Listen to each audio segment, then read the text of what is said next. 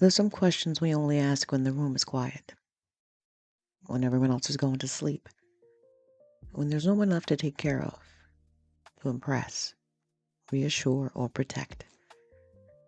And one of those questions is, why did I give up on myself? Not why did they leave, not why did they fail to understand you, not why did they take so much, but when did you stop showing up for you? When did what you wanted become the least important thing in the room? When did your voice become something you only heard after everyone else had spoken? And when did choosing yourself begin to feel wrong? You probably didn't give up on yourself all at once.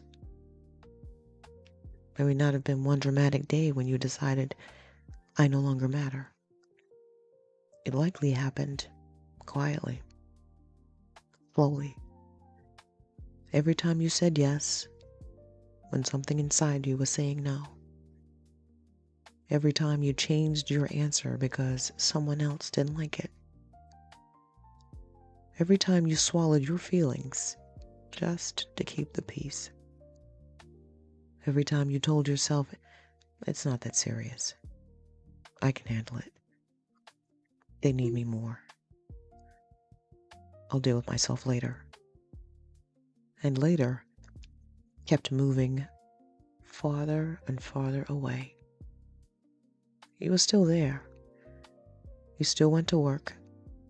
You still answered the phone. You still remembered birthdays, fixed problems, calmed arguments, and carried what no one else wanted to hold. From the outside, you may have looked dependable, strong, giving, easy to love. But inside, something quieter was happening. You were becoming absent from your own life. Sometimes we leave ourselves because we believe it's the price of belonging. We learn that people are more comfortable when we are agreeable. We learn that our silence keeps everyone calm. We learn that being needed makes us harder to abandon. We learn that asking for less creates fewer problems. And after enough time, survival can begin to look like personality. You may call yourself easygoing when you're actually afraid to disagree. You may call yourself generous when you're exhausted from proving your value. You may call yourself private when, somewhere along the way, being seen just didn't feel safe anymore. You may call yourself strong because nobody ever gave you permission to need anything. That's not weakness. That's adaptation. You found a way to remain connected, a way to stay useful, a way to avoid rejection. But the version of you that survived may not be the whole version of you. The pain was not only that you were overlooked. The deeper wound was what you began to believe because of it. Maybe you began to believe your needs were inconvenient. Maybe you decided that wanting more made you ungrateful. Maybe you believed that speaking honestly would cost you love. Maybe you accepted someone else's opinion of you before you ever asked yourself whether it was true. That's how painful experiences become personal definitions. Something happened to you. Then quietly it became your opinion of yourself.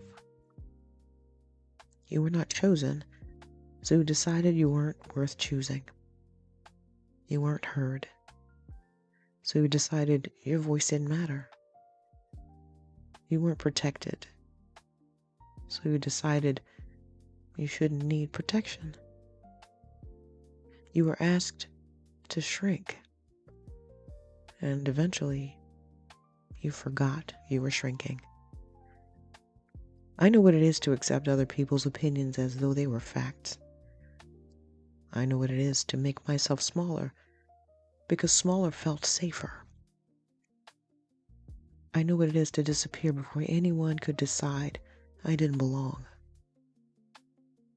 I removed myself from the equation.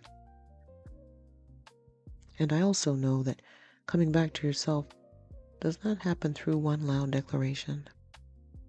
It seldom does. It happens through small moments of honesty. It happens when you pause before saying yes. It happens when you ask yourself what you think before collecting everyone else's opinion. It happens when you allow one preference to remain unchanged. It happens when you stop calling your pain an overreaction simply because someone else doesn't understand it. You don't have to recover your entire identity today. After all, you probably didn't lose it in just one day, with just one event, one occurrence, with just one thing that happened. You don't need to know exactly who you are, what you want, or what the next 5 years should look like. Start smaller. Ask yourself one question. What is one promise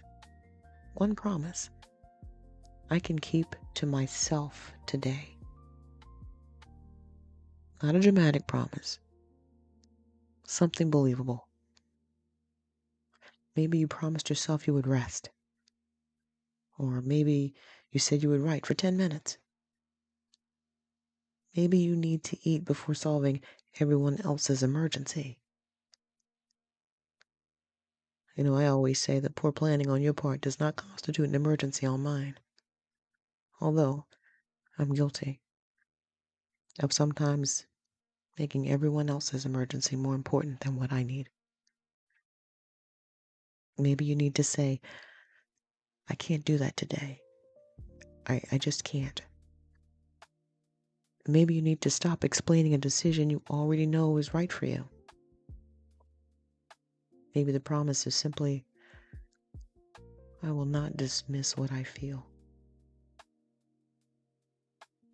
Self-trust doesn't return because you tell yourself to trust again. I wish it were that easy. It returns when you begin creating evidence. Every small promise you keep becomes evidence that you will no longer leave yourself whenever someone else needs something. You didn't give up on yourself because you were weak. You learned to leave yourself behind because, at the time, it helped you survive, belong, or keep the peace. But you don't have to keep paying for belonging with your absence.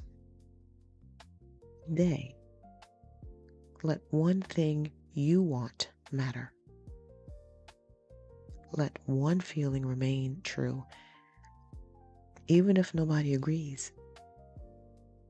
Keep one promise. Just choose yourself once. You don't have to come back all at once.